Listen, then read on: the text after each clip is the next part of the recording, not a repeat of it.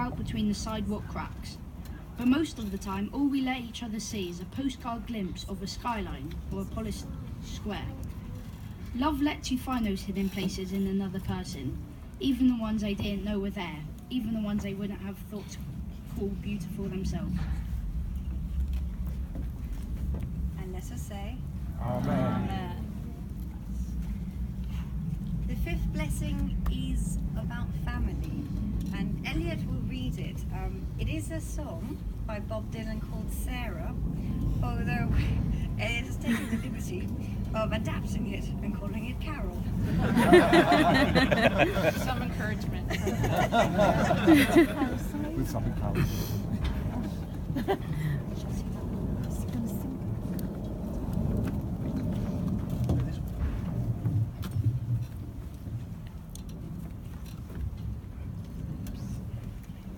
I laid on a dune, I looked at the sky, when the children were babies and played on the beach. You came up behind me, I saw you go by. You were always so close and still within reach. Still see them playing with their pails in the sand. They run to the water, their buckets to fill. I can still see the shells falling out of their hands as they follow each other back up the hill. Now the beach is deserted except for some kelp and a piece of an old ship that lies on the shore. You always responded when I needed your help. You give me a map and a key to your door. Carol, Carol, I wrote that bit. It's all so clear I could never forget. Carol, Carol, loving you is the one thing I'll never regret.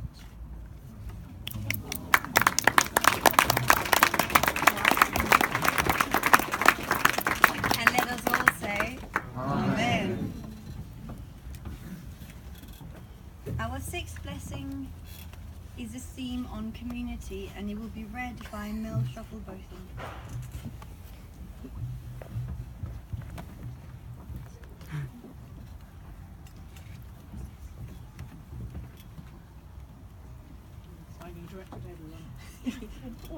Everyone. Lovers must not live for themselves alone. They must finally turn from their gaze at one another back towards the community. If they only had themselves to consider, lovers would not need to marry, but they must think of others and of other things. They say their vows to the community as much as one to another, and the community gathers round them and wishes them well. It gathers around them because it understands how necessary, how joyful, and how fearful this joining is. These lovers, pledging themselves to one another, are giving themselves away, and they are joined by this as no law or contract could join them. And so here, at the very heart of community life, we find not something to sell as in the public market, but this momentous giving. If the community cannot protect this, it can protect nothing. Amen. Because we are the community tonight, so we definitely say Amen.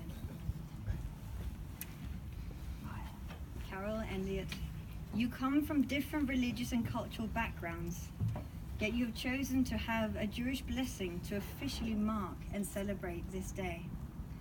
A Jewish blessing like this is a sign of your wish to create a Jewish home for your family, something you're already doing with Noah and Maya. In Jewish traditions, and in this case, the rings on your fingers symbolize wholeness, permanence, and harmony, and the complete intimacy, love, and confidence that are reserved for you as husband and wife. Circles also represent the larger family and society and friends that are here today and that you are members of. What can I do? And family is something that is important to you both. Being parents, raising your family, and the special time the four of you have together is something that you both highly value. Today, after over 14 years of companionship, is about cementing what you have together.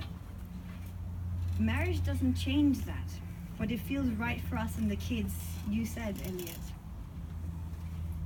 Carol's reading that you chose together expresses beautifully how your partnership has grown. Those that truly love have roots that grow towards each other underground, and when all the pretty blossom have fallen from their branches, they find that they are one tree and not two. And Carol, you added when I asked you what you have learned over the years together, that we have learned to compromise, to not let things brew, and to work together as partners. Having a life partner means having a witness to your life, someone who really sees you, who stands beside you, and shares your moments of joy and hardship. From meeting you both, I get the sense that you truly understand what it means to be each other's witnesses in life. You already hold each other's hands and share in the wonder of being alive. You have found in each other a partner to love and to witness, and partner to share the ups and downs of everyday life, a partner to laugh with. But not everyone is so fortunate. When Elliott in a moment breaks the glass under his foot, it is to remind us that even when we celebrate, we remember how fragile life is. As delicate as a glass is, so too is relationship. We cannot crush sadness or trouble, but we learn to deal with it together and help each other through it. The glass also reminds us of how fortunate you are to have found each other to share your life with, but that not everyone is so lucky. The breaking of the glass is a reminder to you to include everyone in your circle. May you always remember this day of love and relationship that you have created together. May you be blessed with gentleness and thoughtfulness, and may your love for each other enable you to always treat one another with care and understanding. May you always, as today, be surrounded by people who love you and love the partnership that you have formed. Magic. And so we will conclude our blessing service with the seventh blessing on holiness. Mekor HaChaim, source of all life, may Carol and Elliott be forever bound by the special love for each other that envelopes every aspect of their being, a love that is complete, unconditional, and profound. May they be blessed with a friendship that never stops developing, ever surprising them with the completeness of their companionship and the comfort of knowing that they will always be together as one. And now Noah, would you like to come up? Sorry, we had a little accident. Fail.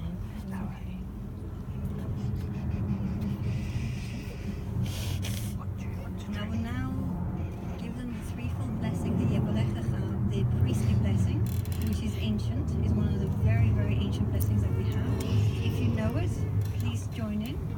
If you don't, please say amen at the end.